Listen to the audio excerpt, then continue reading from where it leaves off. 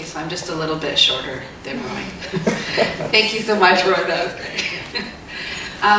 Thank you all for coming. It's really wonderful to be here to talk to you about this adventure that I have.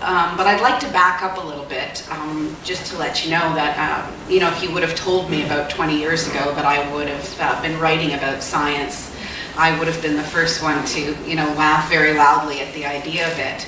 I came to science writing very accidentally.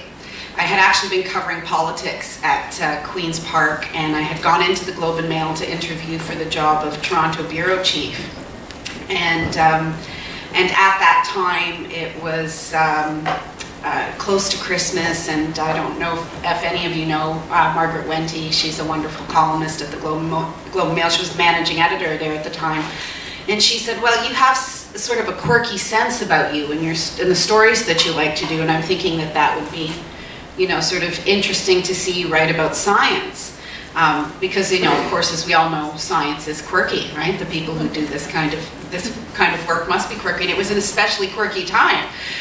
You know, Dolly had just been cloned, and they were crossing spiders and goats were literally shooting spider silk out of their udders. And so she said, you know, what do you think of Gina Kolata? And for those of you who don't know, she's a fabulous science writer at the New York Times, but at the time I knew nothing about science writing, and I thought she was asking me what I thought of a certain cocktail, because it was the festive season. I thought, yeah, I love those. I thought, we're going to have drinks. But actually, obviously, not the way it turned out. And what happened was I went away and I looked online at the various new sort of research breakthroughs that were coming. The first human genomes were about to be mapped. There was, as I say, Dolly's stem cells were a hot area of interest. So it was a very exciting time to dive into the world of science.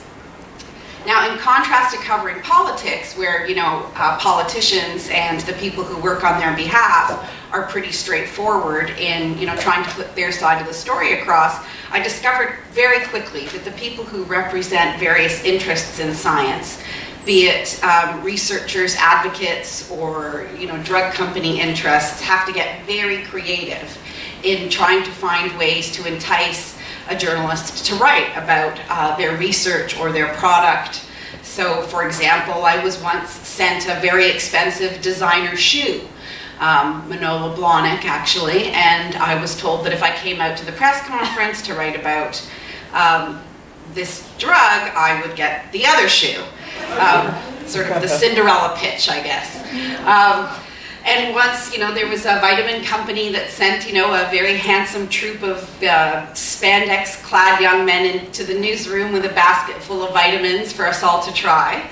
And if you don't know about this about newsrooms, it is a fair truth to say that if it's free and you can eat it, you will be eaten.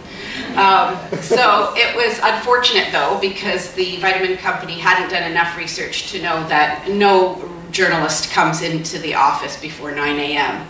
So it was a pretty small audience. Anyway, I'm telling you all this because there were lots of opportunities to try things and write about them in the first person. Including, for example, I was offered a round of free egg freezing. Those would be my eggs that they were offering to freeze. You know, in case I wanted to put off motherhood for a decade or two and check that out later. But I had never been compelled.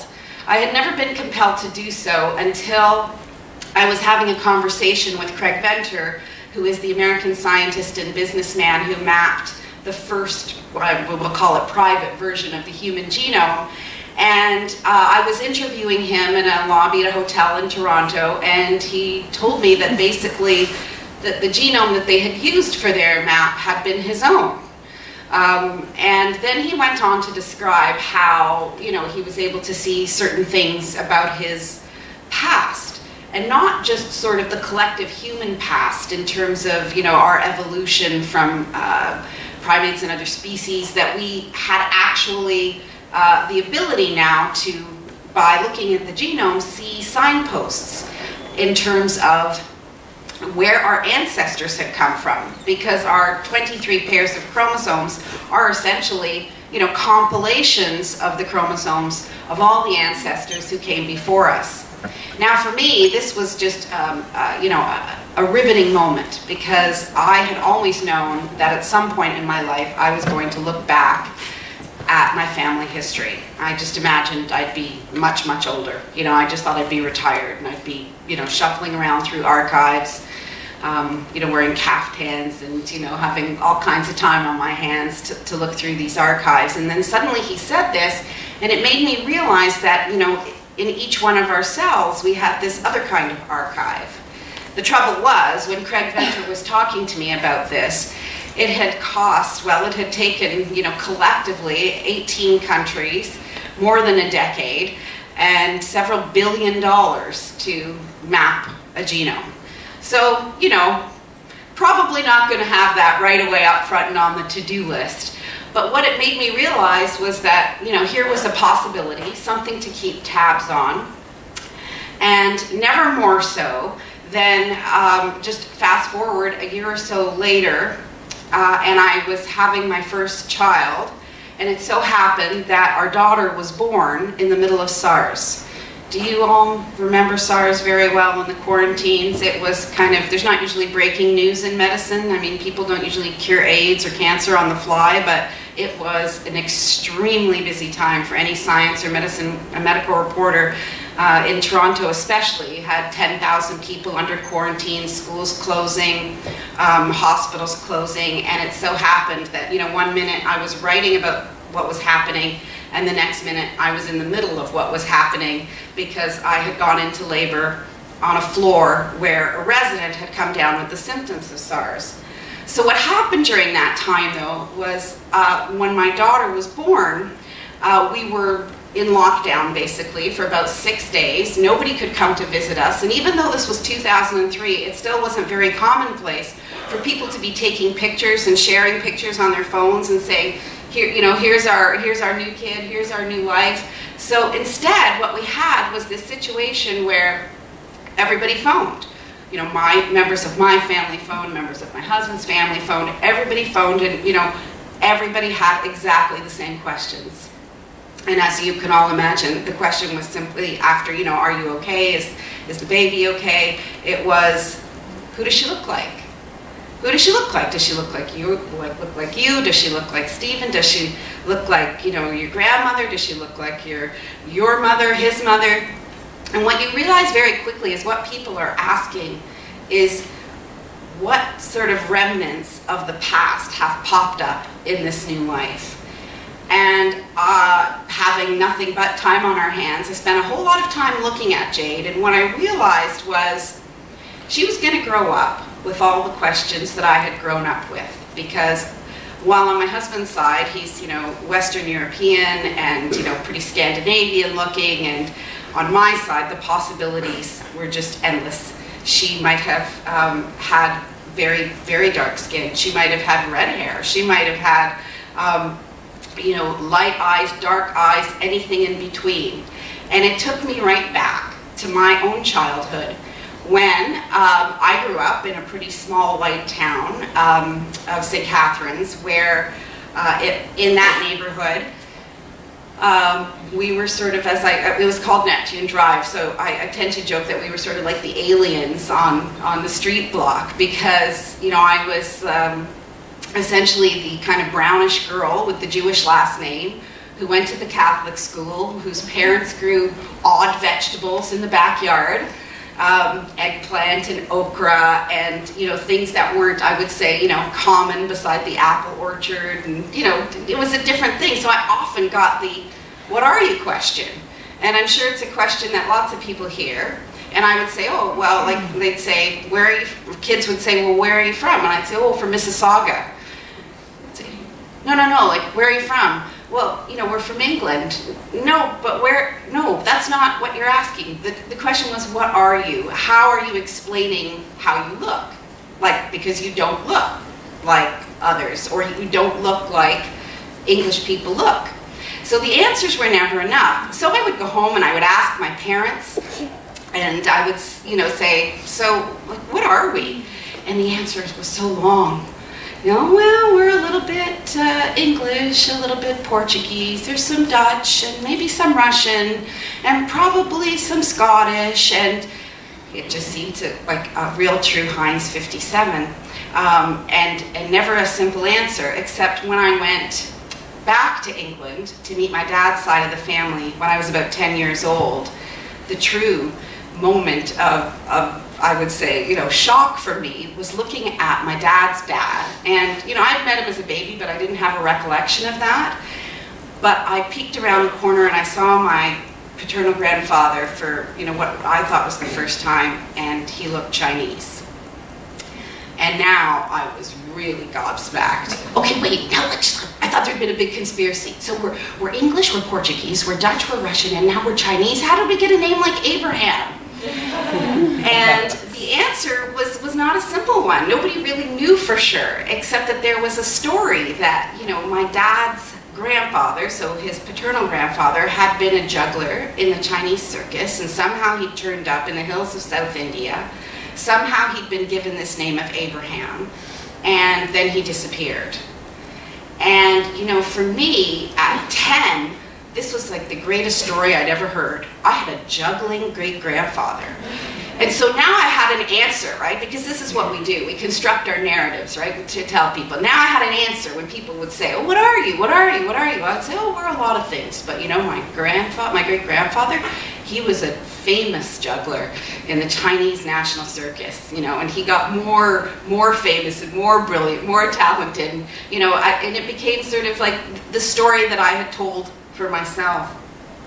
And at the same time, on my mother's side of the family, I was coming to know, as I asked more questions about ancestry, again, in part because I was often asked them, I came to learn about, on my mother's side of the family, that we also had this mysterious patriarchal figure who was my mother's paternal grandfather.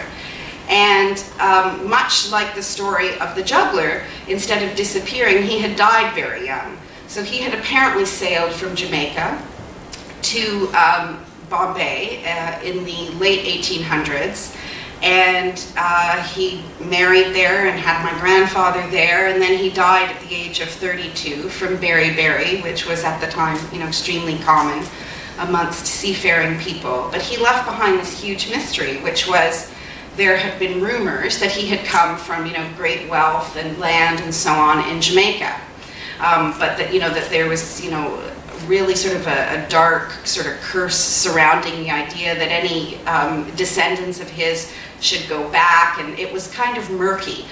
But, so I had these two patriarchal figures who were always, a kind of mysterious characters in our past. So then, there I am, looking at my daughter Jade, a newborn, in a hospital where no one can visit, and here's me looking at her for all of these signs of these ancestors who had come before.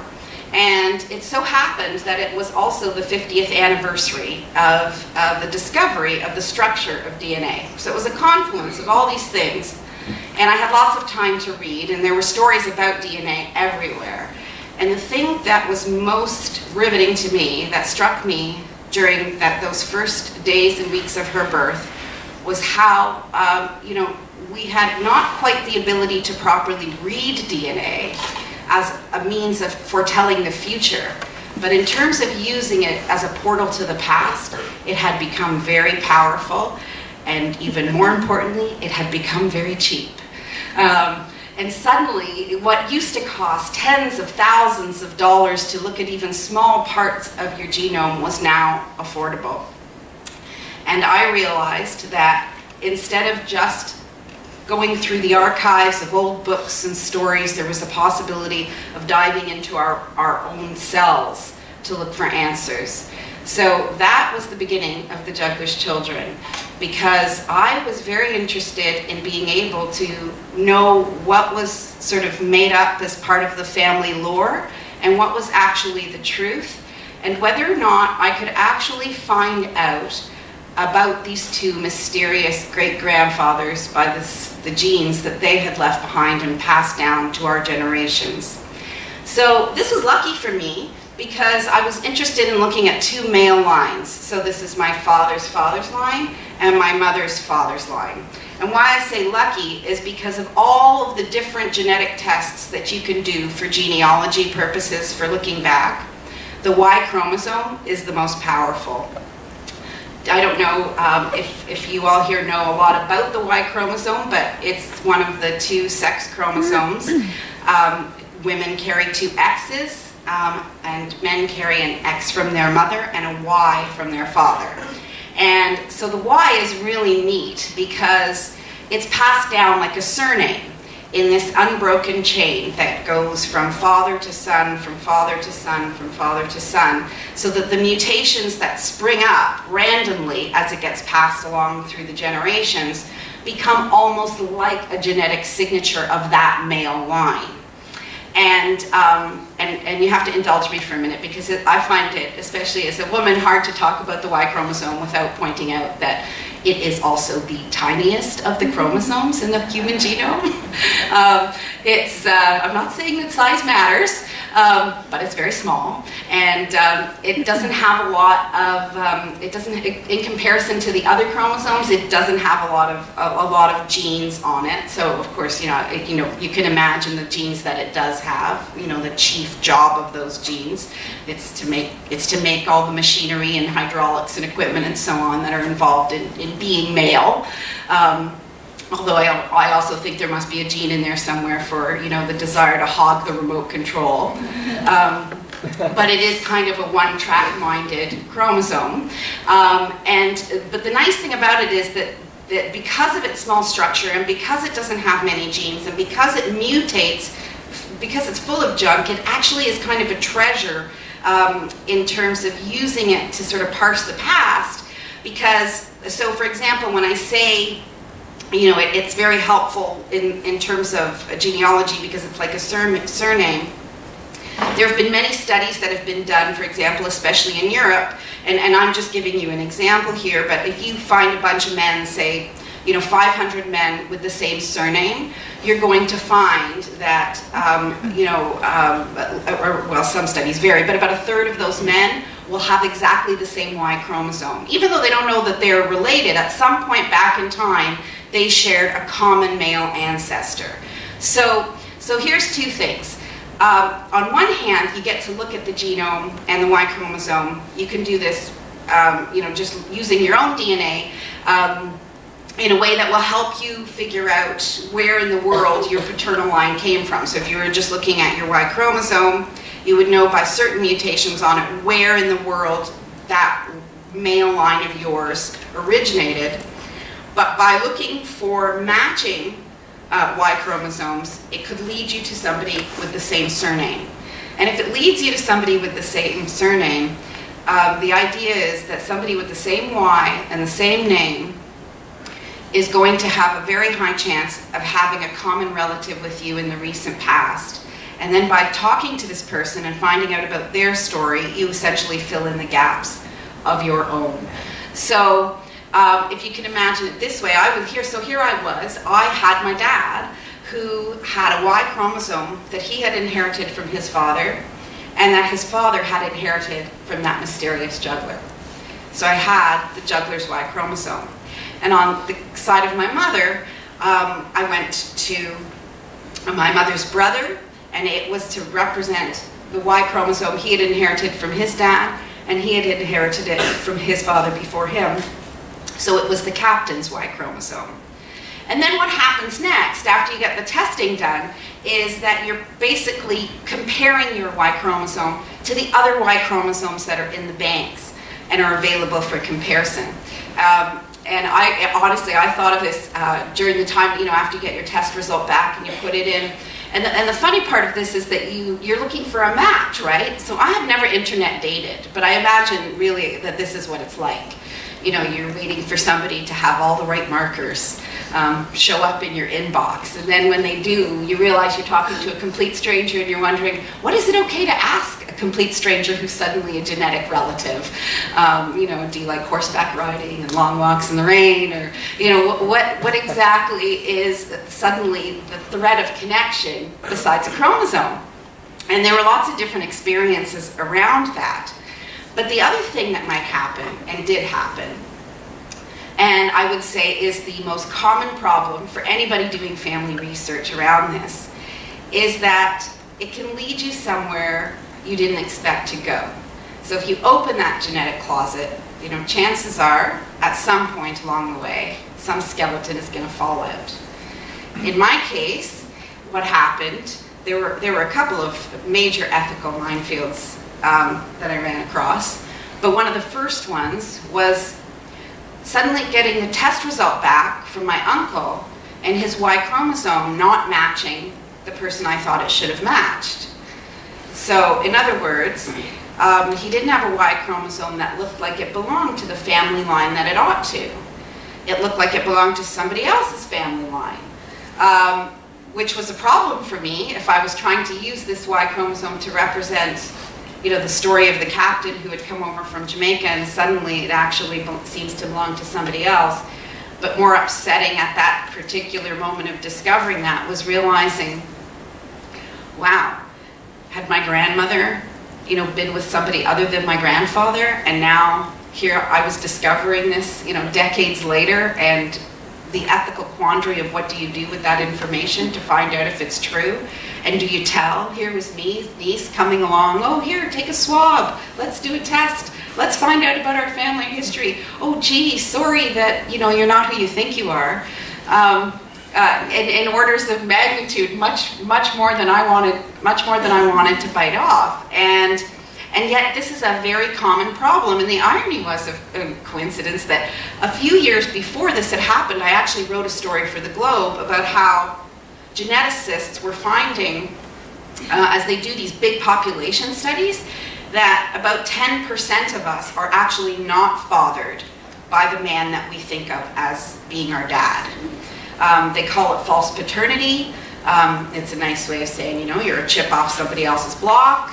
And the bottom line around it is it's so common is that it can really skew results. And so software has actually been developed to catch these things. And at Sick Kids Hospital, they've had discussions around, you know, what do you do with this information when you find out that somebody is not fathered by the person that they think is their dad. And they have gone with the idea that everything, you know, after consulting lawyers and ethicists, that, you know, it has to be, whatever is done has to be in the best interests of a child.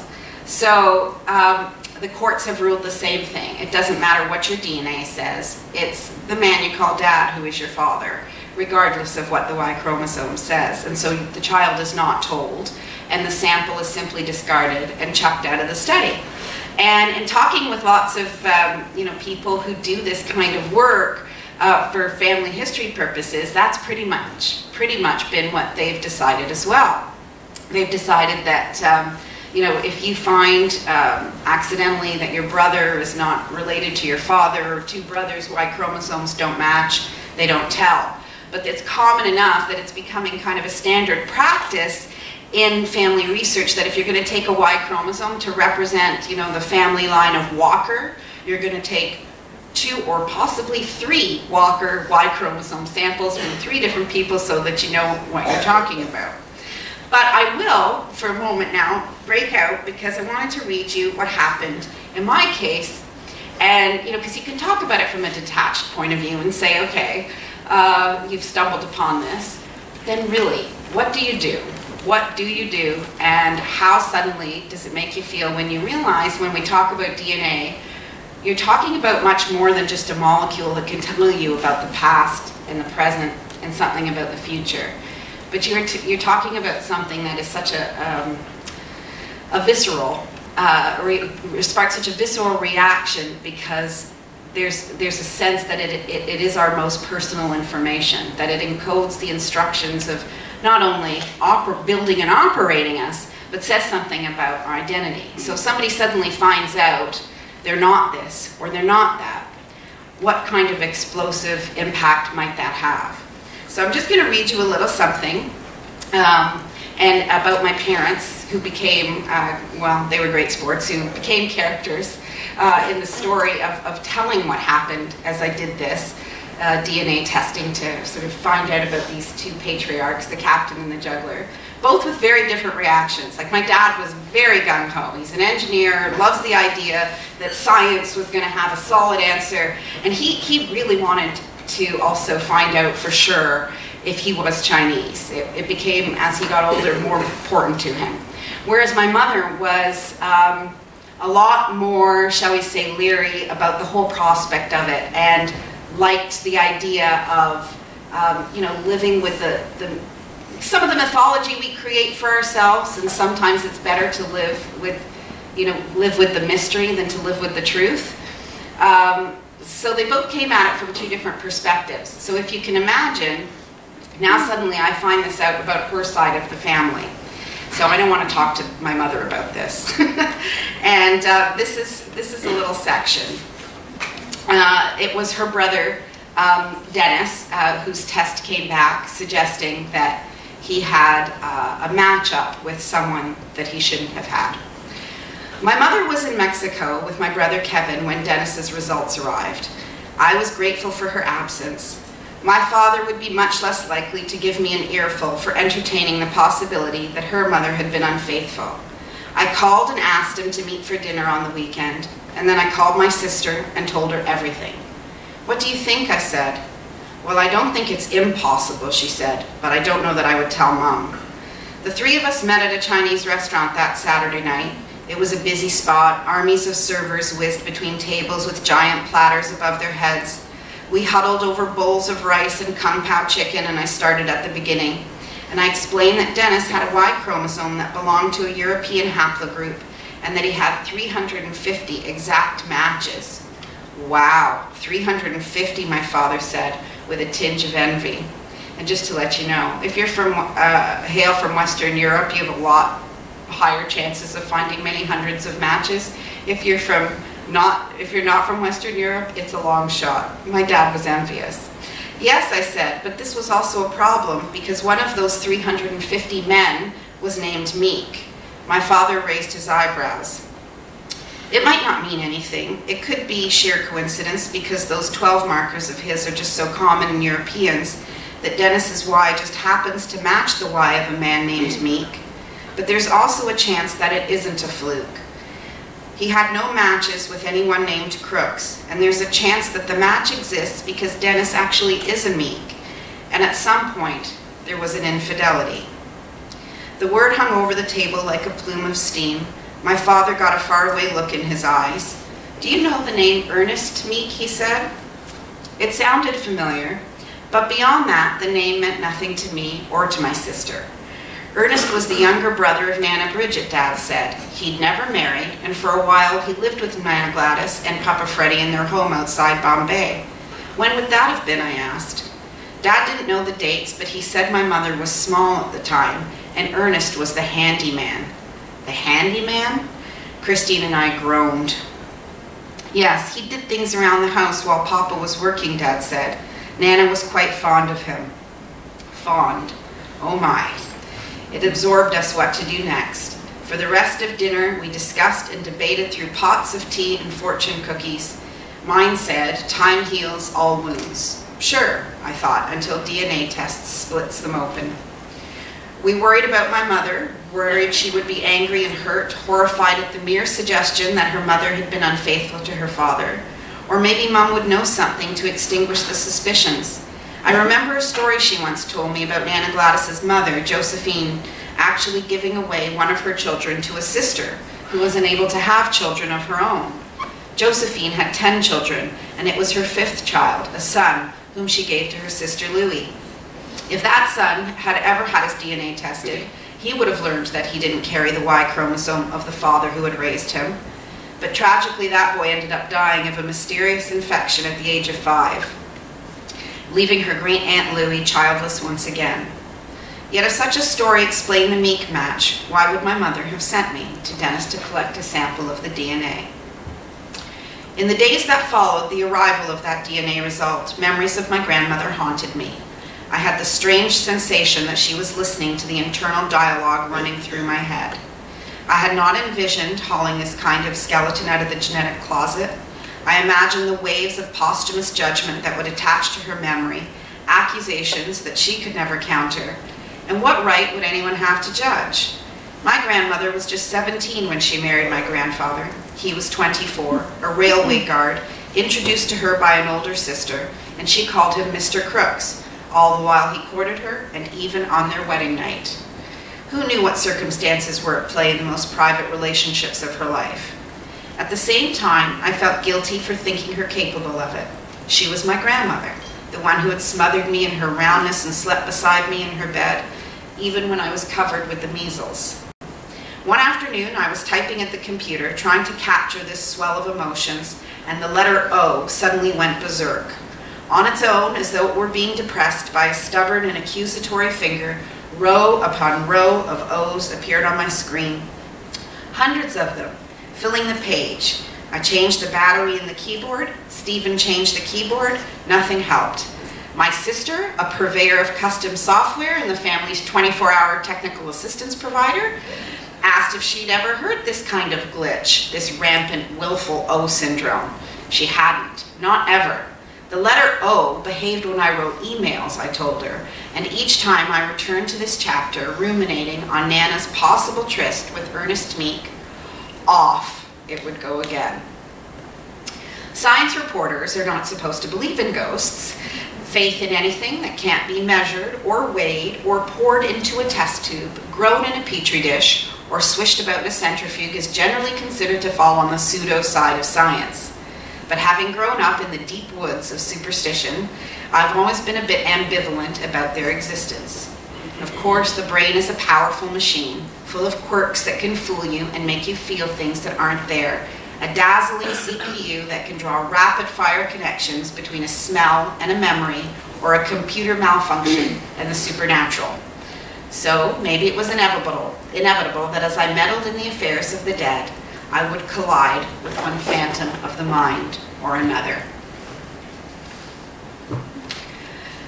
So I tell you all that because one of the things, I won't tell you what happened with my uncle and the DNA, but I will say that what it made me realize very quickly was that as we talk about DNA and its power to sort of unveil the past, to tell us where we're from, and yes, the juggler's Y chromosome did lead straight back to China, and yes, the captain's chromosome did lead us straight to Jamaica, and straight to a story that my mother turned out to be right in considering, which was, is it better to live with the mystery than the truth? But ultimately, DNA has the power in terms of identity that we choose to give it. It was meaningful to my father because he wanted it to have that kind of meaning.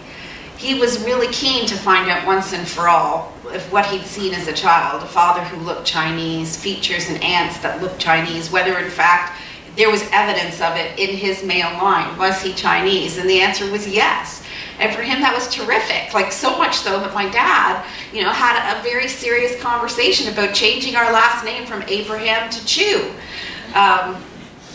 My mother said absolutely not. Like, we'd been Abrahams now for a century. That seemed a little rash.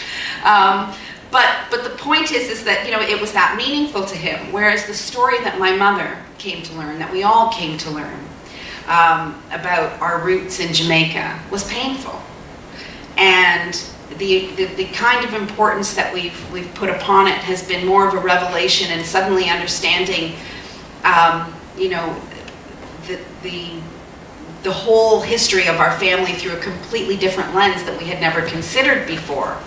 But culturally, how much does it actually impact, who we are or what we are? I think has been, not so long lasting. So for me, this exercise was fantastic in being able to say to my daughter, what are we? This is actually what we are. Yes, we are actually mixed. Yes, we are actually from China. Yes, we do have roots in Jamaica. All of these things could be proven, not just by DNA, but by the paper trail. And I would never recommend doing DNA without the paper trail because it can mislead you, and it will. But on the other hand, what matters just as much is how we feel about ourselves and our families and what the stories are that we share with ourselves. So my husband, for example, he was very disappointed. He was sort of my control sample. When we first did some early DNA testing, I was telling you that he, looks fairly Scandinavian, but he'd had this story in his past that he had actually a Cherokee great-grandmother way back somewhere along the line. And so as long as I've known him, he's always said, I'm 1/16 Cherokee. And, we'd spend a day in the sun and he'd say, hold up your arm, Abraham, check it out. I'm darker than you are. And then he gets back a DNA test that doesn't find any evidence of the Cherokee great-grandmother. So, he was truly bummed out. And it was, for him, a little bit baffling, because you suddenly say, well, were the stories not true? And I said, well, chances are, at that time, the genetic test may not be powerful to pick it up. But it didn't matter, in the sense that what I did see over the evolution of doing the testing is that soon after he discovered that he had, a good, strong connection to the Vikings, and we were off onto another narrative. Right? So in that respect, I mean, it's exciting, and there were lots of people who did, for example, the IBM genographic tests, who wanted to belong, or still want to belong, to the tribe that tamed horses, and it conjures all sorts of romantic possibilities. But I think at the end of the day, I wanted to know answers, and I got those, some more than others. But really, it was in discovering that the story, by doing DNA testing, didn't just turn out to be about me. It turned out to be about everybody, because by virtue of who our genomes matched, we suddenly discovered that this idea that we are one human family, which sounds like a corny Coca-Cola commercial and very much in the abstract, hits home when suddenly you realize that you have relatives in the here and now that you might pass on the street or in the mall or at a bus stop who actually share a lot more in common with you than you would ever imagine just by looking at your faces. I have now, in our galaxy of connections, people who have matched up with us in Moscow, in Melbourne, Australia, in the UK, that, never in a million years, if you had put us together in a subway car, would we have guessed that we were family, and yet we are. And so while DNA can be dangerous, I think that if you get past all of that, it can have also a really harmonious message. So I'm going to leave it there and open it up for questions if anybody has any. Yeah. Yes. Aside from chromosomes and you mentioning the X and Y chromosome and how powerful that can be to family DNA, were there any other unexpected outcomes that played an important part in you finding out where we came from and what are we? You mean were there other tests that I did besides tests on the Y chromosome? Yes, and the unexpected results of that test is what I'm asking. Well, the one about my husband, for example, was one. Okay. There were tests. So there are different tests you can do. So everybody has 23 pairs of chromosomes, and there are tests you can do, and they've gotten much more powerful in the time even since I finished my book, where you can look at different parts of your whole genome to find out, who else you might match and where in the world you come from. So there were tests, for example, that showed we had a high percentage of Native American ancestry. But as time has gone on and more research has been done, what they've realized, for example, is they can call it Native American ancestry, but because people from Asia and Native Americans had such a common history in the not too distant past, in anthropological terms, that it's hard to distinguish between somebody who had Native American ancestry and somebody who had Asian, as in Chinese, ancestry. And in fact, you'll even see like strange things that pop up. Like there's a lot of Italians and Greeks, for example, who have a high percentage of Native American ancestry, but it's actually not, it's not really correct to think of it as Native ancestry. So those kinds of things surprised me in the early stages. Is that what you're? Yep, thank you very much. You're welcome. Yes? Do you know if there's any link between the DNA of Inuit people and the people in Asia as well? Yes, Yeah. yeah, it's almost like there's, and see, this is the thing, is that what they're finding, that DNA is very much, like you can't draw lines between populations. It's more of a gradient, you know, as you go across. So yes, absolutely true. A lot of common threads between Asians and Inuit people. And, you know, also people you wouldn't expect, like a lot of Finnish people who carry the Y chromosome of, you know, an Asian forefather, which was, yeah. Yeah. Yeah, lots of kids. Populated a good chunk of the continent. Yeah. Yes? So you... Oh, sorry. Oh, Okay. okay. All right. So you said how you wanted to do the genetic testing to find out like if the stories of your family were true, like Yeah. your ancestors' lineage. Do you think that after you got your results, did you feel like that you had more of a sense of purpose, like of knowing who you are and what your background was? Yes. Yeah. Yes. I think that, you know, I think that in terms of knowing for sure, like I was saying earlier, you know, I made this juggler guy up into, oh, this, you know, he defected from the National Circus. He was, you know, this brilliant. I had no idea really what was true about us and what wasn't. I didn't know, you know, did we really have a Chinese forefather? And now I know that yes, we did. Did we really have a family history in Jamaica, or was that just, you know, drama and whiskey at a family party? And yes, we do. So it was learning, you know, with both things, with DNA. The DNA, I would say, I would never say to anyone just do DNA unless you're just really interested in knowing sort of what your deep roots are. Yeah. But because it will always tell you sort of the origins of your male lineage, and it's, you know, one line of your ancestry. But if you wanted to try and piece together your recent history, I think you really need to do both things, because one or the other will mislead you. So if that helps. But yes. What's the point of knowing your point of origin when you can't connect with these people on a personal level? Oh, but I did. I have. Well, like how? Like, you know, some people have like personal space, that bubble. I How did you penetrate that connection to like connect with them? Okay, so I'll give you an example. So in terms of the connection of the perfect, no, I wouldn't say the perfect matches, but the Y chromosome tests that connected me to Jamaica, for example. I met people over there. I've traveled over there, researched over there. I went there.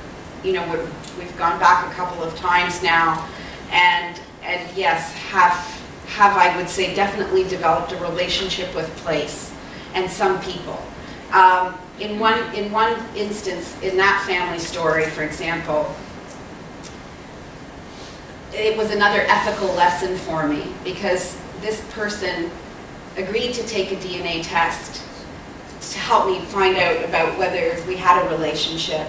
But in proving that relationship, it upended his story of his family, because it shed a different light on what his past had been about.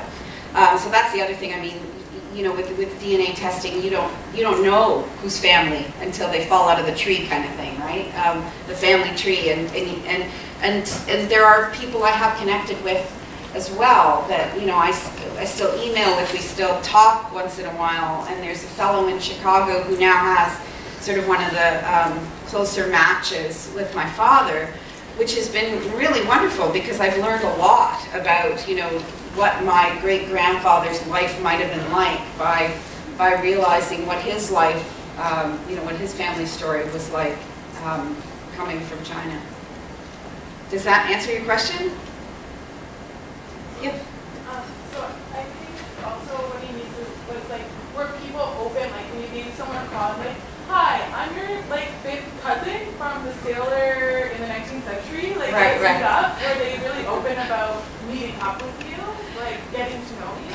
Yeah, it varied. I mean, I guess I should say that people who have already put their DNA into the database are looking too, right? Oh, we already got it.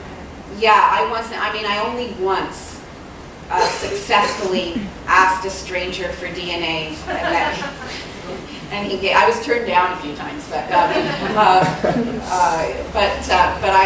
only once did that, and that person had been a very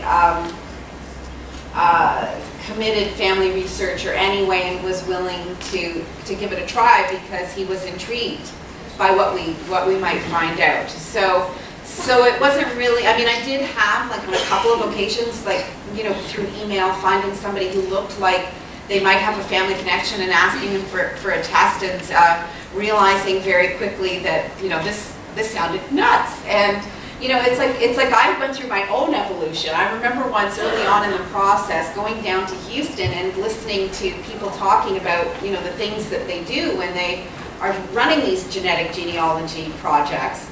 And I thought, oh my God, these people sound so radical. Like, they travel with, you know, people swab tests, and they, you know, they're asking people to spit into containers that they don't even know, and they're talking about digging up dead relatives. And wow, this is, you know, in orders of magnitude far beyond anything I would consider. And, you know, you keep at it for a couple of years, and you find a grave from the 17th century, and suddenly you're like, huh, I wonder if DNA lasts that long.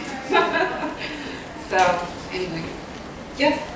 Do you find that, how much of a factor does DNA play in defining who you are? Do you find that knowing your roots makes you understand better who you are as a person? No, I don't. I think, you know, it's interesting. I have two brothers and a sister, and one of my brothers didn't want to cooperate and do any of the testing for that exact reason, because he doubted, and you know, rightfully so, and I think it's a totally valid perspective. I think you have to know, if you're doing these tests, why you're doing them, what it is that you're doing them for. You know, there are people who, you know, could be terribly affected, have an identity crisis, for example, if their DNA turns up some answer that they were not expecting to find. You know, I mean, and it can be harsh. Like, I mean, I don't know if any of you have watched, you know, some of those programs, like Who Do You Think You Are, and that kind of stuff. But, you know, it's pretty well understood now that, you know, a third of, say, African-American men carry the Y chromosome of a white forefather because of the sexual politics of slavery that, you know, lives on in DNA. And, you know, that can be a hard pill to swallow, to discover that when you think that your story is different. Again, it goes back to the idea of, you know, DNA giving, you know, it has the power that we give it. You know, for myself, it wasn't about my identity, though it has changed the way I looked at other people. I think it's made me realize that nobody really is who they think they are. But it was having the confidence to say, yes, this was true about us, and what was not true about us.